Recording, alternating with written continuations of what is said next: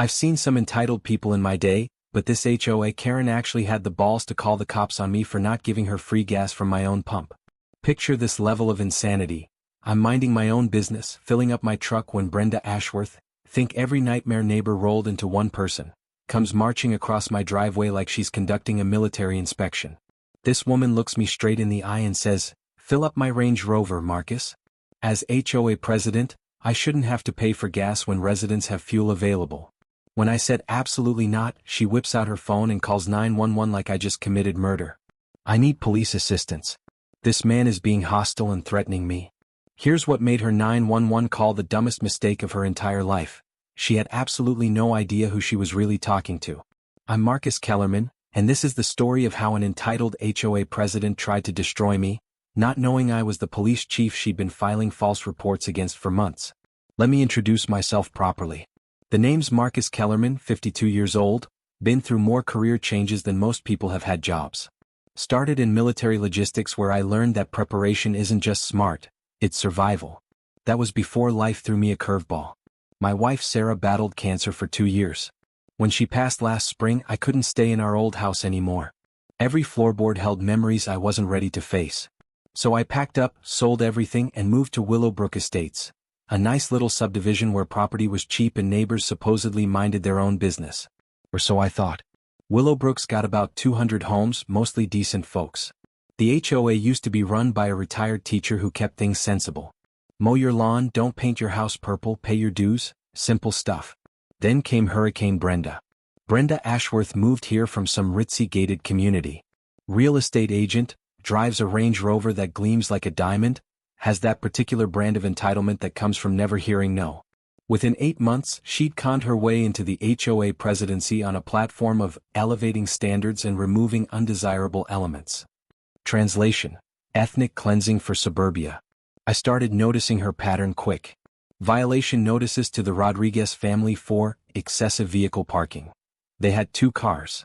Fines for old Mr. Orion's vegetable garden being inconsistent with neighborhood aesthetics.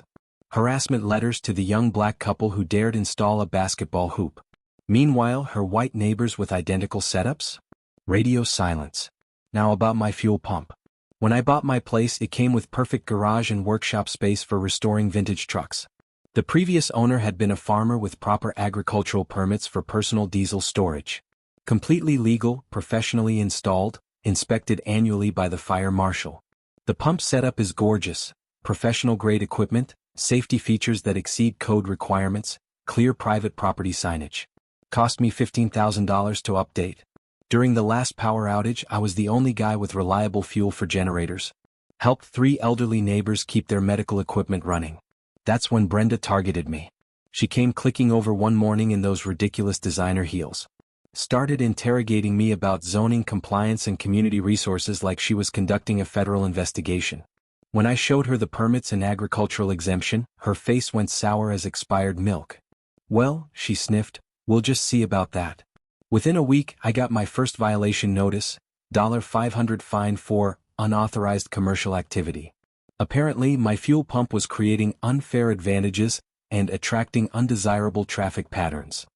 I spent 3 hours researching HOA covenants, printed documentation proving my pump was completely legal, and hand-delivered my response with a smile.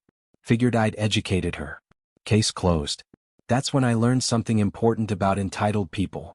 They don't want to be right. They want to win. 3 days after I delivered my legal documentation, Brenda called an emergency HOA board meeting. Emergency, like my fuel pump was about to explode and level half the county. 30 confused neighbors sat in squeaky folding chairs under fluorescent lights. Brenda had prepared a PowerPoint presentation about my fuel pump because apparently that's what passes for crisis management in suburbia. "Ladies and gentlemen," she announced, clicking her laser pointer, "we have a serious safety hazard that requires immediate action." Up flashed a photo of my fuel pump with dramatic red arrows pointing at it like evidence from CSI. She'd even added scary captions in bold red text: explosion risk and environmental hazard. This unauthorized commercial installation poses significant risks to our families, our children, and our property values, she declared. I raised my hand politely. "Ma'am, I provided documentation proving." The floor recognizes only board members during formal presentations. She cut me off with a smile that could freeze hell itself. She spent 15 minutes describing disaster scenarios straight from bad action movies. Explosions leveling city blocks. Environmental contamination turning Willowbrook into Chernobyl. Property values crashing harder than the stock market in 1929. The crowd was eating it up like free cake. Neighbors who'd waved at me for months suddenly looked at me like I was cooking meth in my garage. Therefore, Brenda announced, I motion for an immediate $1,000 fine and 48-hour removal deadline. All in favor? 4 hands shot up faster than rockets. That's when I stood up. My chair screeched against linoleum, cutting through the silence. Before you vote, might I suggest reviewing actual facts instead of Hollywood fiction? I walked forward carrying a manila folder thick as a phone book. First, I said, pulling out official documents, here's last month's Fire Marshal Safety Inspection Report. Passed with flying colors. Marshal Henderson noted my installation exceeds current safety standards by a significant margin. Murmurs rippled through the crowd. Second, here's my agricultural exemption paperwork, properly filed with the county and renewed annually for 3 years. Completely legal under state and federal law. The murmurs grew louder. Third, confirmation from my insurance company. Full coverage, complete liability protection. They actually reduced my premiums because of the advanced safety features. Then came the twist that changed everything. Oh, and Fire Marshal Henderson? He's sitting right there in the 3rd row. Jim, why don't you tell folks about these safety hazards that have Brenda so concerned? Fire Marshal Henderson stood up, grinning. Folks, I've inspected hundreds of fuel installations in 30 years. Marcus's setup is textbook perfect. Hell, it's safer than most commercial gas stations. The room exploded. Neighbors demanded explanations. Someone actually started applauding. Brenda's face cycled through more colors than a mood ring. Well, she stammered, safety isn't the only concern. Property values, aesthetics. Dorothy Martinez interrupted. During last winter's power outage, Marcus kept my husband Harold's oxygen machine running all night. His fuel pump literally saved Harold's life. That opened the floodgates. Story after story of my dangerous installation, actually helping the community. Brenda called for immediate recess. The vote was postponed. But I noticed her hunched over her phone, typing with fury. Round 1 was mine, but something told me Brenda was just getting started. 2 weeks later, I was in my garage rebuilding a carburetor when unfamiliar voices drifted in from my driveway. Through the window, I spotted a guy in a polo shirt with a clipboard. City Zoning Inspector. Mr. Kellerman, I'm Dave Morrison from City Planning. We received a complaint about unauthorized commercial activity at this address. Commercial activity? Anonymous tip claimed you're operating an unlicensed fuel station, selling gasoline to residents. Complaint alleges multiple vehicles at all hours, environmental violations, possible tax evasion. The accusation was so ridiculous I almost laughed. Instead, I invited him to inspect everything. The inspection took an hour, every safety protocol verified, every permit confirmed, every environmental standard exceeded. Honestly, Mr. Kellerman, Dave said, closing his tablet with obvious relief, this is one of the most properly installed private fuel systems I've ever seen. Whoever filed this complaint either seriously misunderstood what they were seeing, or they were lying through their teeth. That's when Brenda made her grand entrance. She came clicking across the street, waving a folder like it contained nuclear launch codes. Inspector Morrison, I'm Brenda Ashworth, HOA President. I hope you're taking this serious violation appropriately. Dave shifted uncomfortably. Ma'am, I've completed my inspection. There are no violations here. The installation is completely legal. Brenda's smile cracked like cheap paint. But the environmental concerns, the safety hazards, the obvious commercial operation. No evidence of commercial activity whatsoever. No environmental violations detected. In fact, filing false reports with city offices carries penalties under Code 84 to 7.3. Fines up to $5,000 for repeat offenders. After he left, Brenda stood in my driveway for a full minute. This isn't over, Marcus, she finally hissed. There are other ways to handle problem residents. That evening, my phone buzzed with a text from Jake, a contractor 3 houses down. Dude, check Nextdoor app. Someone's going nuclear on you. Brenda had created an account called Concerned Willowbrook Resident, and was conducting full-scale character assassination. Posts about dangerous fuel storage, declining property values, residents who ignore community safety. But several were defending me. Then I noticed something. 3 of the most vocal anti-Marcus accounts were created in the past week with profile photos that screamed stock image. Someone was manufacturing neighborhood outrage with fake profiles. Brenda wasn't just targeting me anymore. She was trying to poison the entire community against me through digital manipulation. I screenshotted everything and started building a comprehensive file. But the real bombshell came that afternoon. My phone rang with an unknown number. "Mr. Kellerman, this is Rick Santos from Apex Investigations. We need to discuss Brenda Ashworth immediately." "I'm listening." "She hired my firm to investigate you. Specifically requested anything illegal, embarrassing, or compromising. Offered a $5,000 bonus for information that could result in your arrest or forced relocation." The audacity took my breath away. "And you're sharing this because?" "Because when I conducted your standard background check, I discovered exactly who you are professionally. Mr. Kellerman, this woman hired me to dig up dirt on a police chief." The twist hit like lightning. Brenda had been so obsessed with harassing some random blue-collar homeowner that she'd never bothered researching what I actually did for a living. "She has no idea about my profession?" "Absolutely none. When I informed her you were law enforcement, she accused me of fabricating excuses and demanded I continue digging. I thanked Rick and hung up, mind spinning. Brenda had just crossed into territory she didn't even know existed. But the Real nuclear bomb dropped that afternoon. Dispatch called with news that made me nearly crack my skull on the undercarriage. "Chief, we've got a unique situation. Someone filed a formal harassment complaint against you. Intimidation, stalking, abuse of authority." "Who filed this complaint?" "Brenda Ashworth. Claims you've been conducting surveillance, making threatening gestures, using your police position to intimidate her family."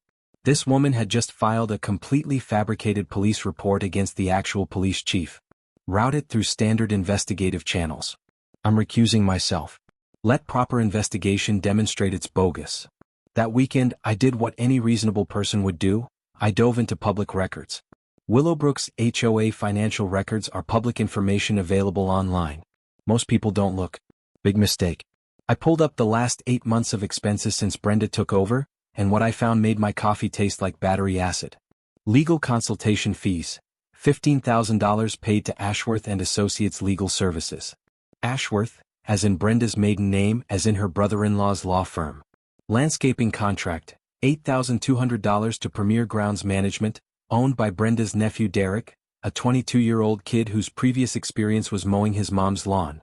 Security consultation, $6,500 to Residential Safety Solutions, run by Brenda's cousin Mike, whose most recent job was hawking cell phone cases at the mall. Emergency roof repairs, $12,400 to Quality Construction Solutions, Brenda's other brother-in-law's outfit, despite the community center roof being installed just 3 years ago. The pattern was crystal clear. Every major HOA contract approved since Brenda's election had gone to her relatives, with prices inflated like balloons. Total estimated theft, $47,000 in 8 months. But here's what transformed this from sleazy to criminal. None of these family connections were disclosed to the board. Every vote was presented as competitive bidding with qualified contractors. During my military career, I'd seen this exact scam in government procurement. It earned people federal prison sentences. Monday morning, I called District Attorney Sarah Orion's office. Not as Police Chief Kellerman, as Marcus Kellerman, concerned citizen reporting potential financial crimes. White-collar crime unit, Detective Reynolds speaking. "I'd like to report suspected embezzlement involving an HOA board. Multiple family members receiving inflated contracts. Undisclosed conflicts of interest. Estimated theft approaching $50,000 over 8 months." I spread my evidence across Detective Reynolds's conference table. Bank records, contract approvals, family business registrations, board meeting minutes where Brenda had cheerfully voted on her own relatives' proposals without mentioning blood relationships. "Holy shit," Reynolds muttered. "She's not even attempting to hide it." "Gets better," I said, pulling out my research on comparable services. "That landscaping contract? Should have cost $4,000 maximum. Her nephew charged $8 and delivered work that looks like he used a weed whacker blindfolded." Reynolds leaned back. "Mr. Kellerman, this is textbook embezzlement. Fiduciary duty violations, conspiracy, potential federal wire fraud charges. Timeline for solid charges? 6 to 8 weeks minimum. We need cooperation from affected homeowners, documented proof that family relationships weren't disclosed, clear evidence of intent to defraud."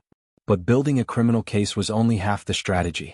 That evening, I convened a meeting at Mel's Diner with 6 neighbors who'd been victimized by Brenda's schemes. I prepared a civilian-friendly presentation: contract amounts, hidden family connections, the systematic pattern of steering community business to relatives. "So you're telling us," interrupted Bob Orion, "this witch has been stealing our money to fund her family's business empire?" "That's exactly what I'm saying. $47,000 documented so far." The table erupted. Questions, outrage, demands for justice. "Here's our battle plan," I said. "The DA is building an airtight criminal case. Meanwhile, we organize a special HOA meeting demanding complete financial audit and vote of no confidence." "Folks, I should probably mention something important," I added. "I'm Police Chief Marcus Kellerman. Brenda's been filing false reports and hiring investigators to harass me for months, completely unaware of who she was really targeting."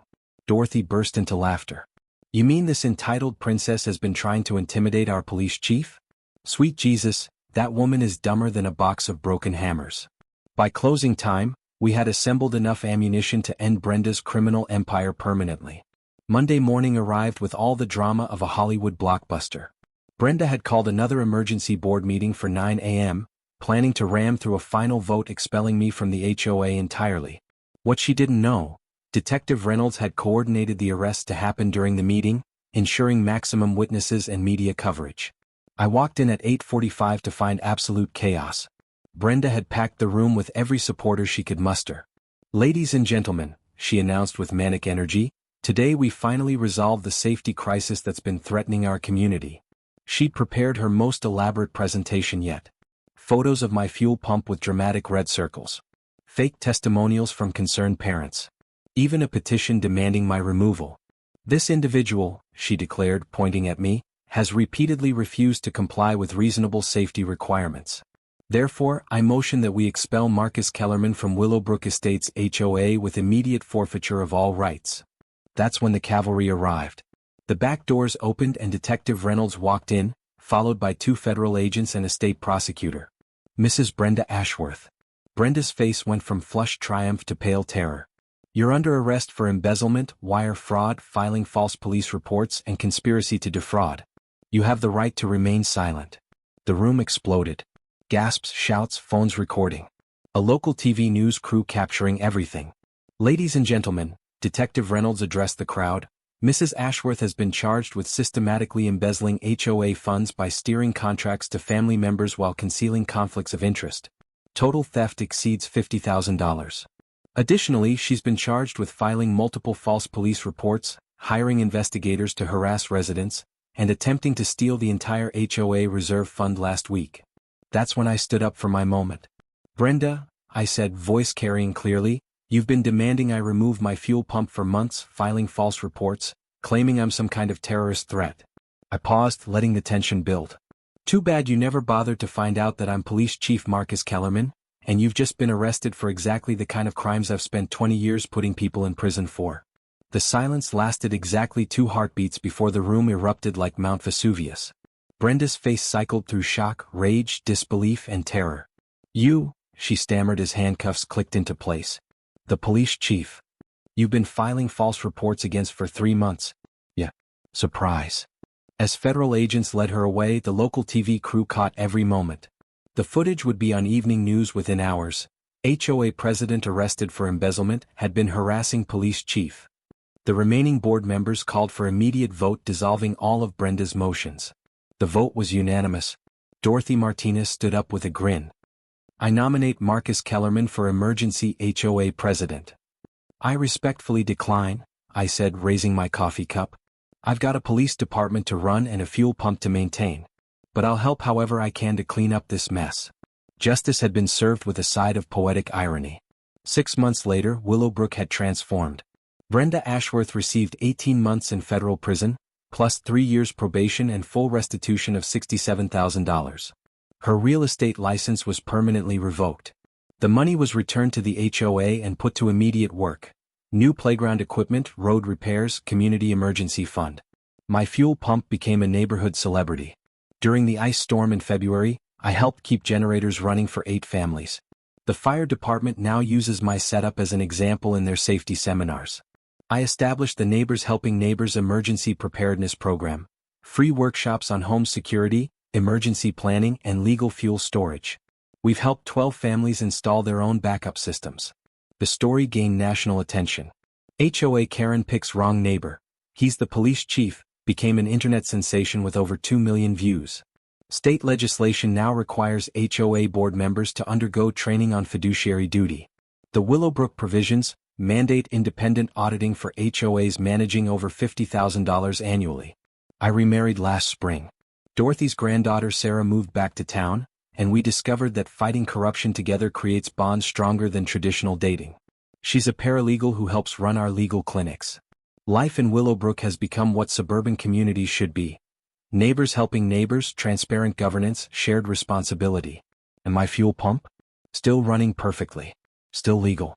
Still helping people when they need it most. If you've got HOA horror stories, drop them in the comments. Hit subscribe for more justice stories like this.